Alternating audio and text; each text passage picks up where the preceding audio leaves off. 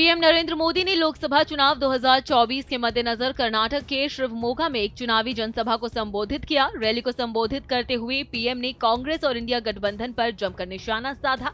उन्होंने कहा कि कांग्रेस के पास विकास का कोई एजेंडा नहीं है, इसलिए वो तरह तरह के हथकंडे अपनाती है। उसका पहला हथकंडा सुबह शाम झूठ बोलो।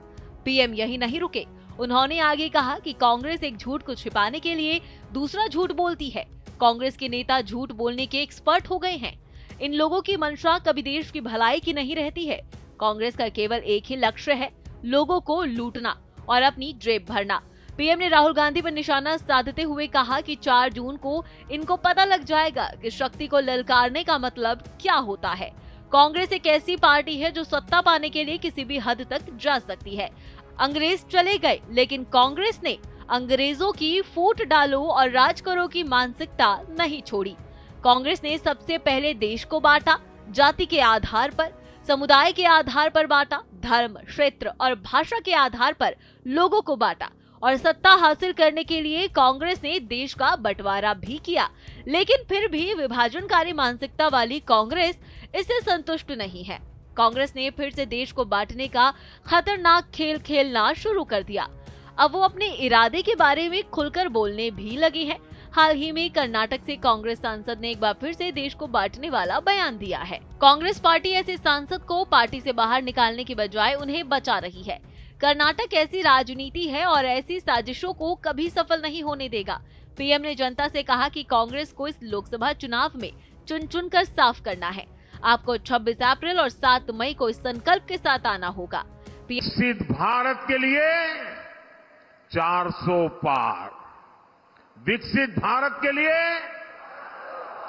विकसित भारत के लिए, विकसित कर्नाटका के लिए, विकसित कर्नाटका के लिए, गरीबी कम करने के लिए, गरीबी कम करने के लिए, आतंक पर प्रहार करने के लिए, भ्रष्टाचारियों पर कार्रवाई के लिए, किसानों की समृद्धि के लिए, युवाओं के नए अवसर देने के लिए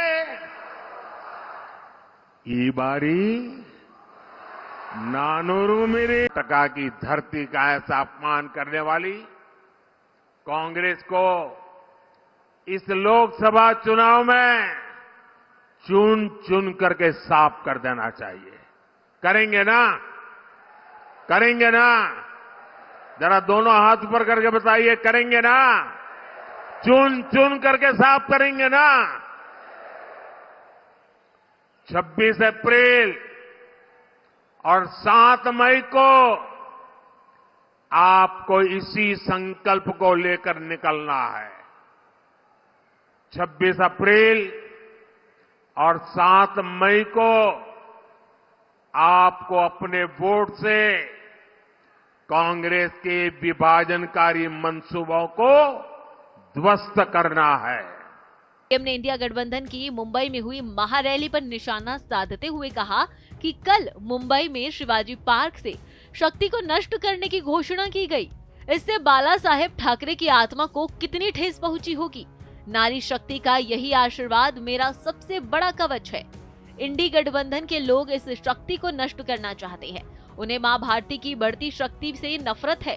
शक्ति पर वार का मतलब महिलाओं, बेटियों, मां भारती पर वार है।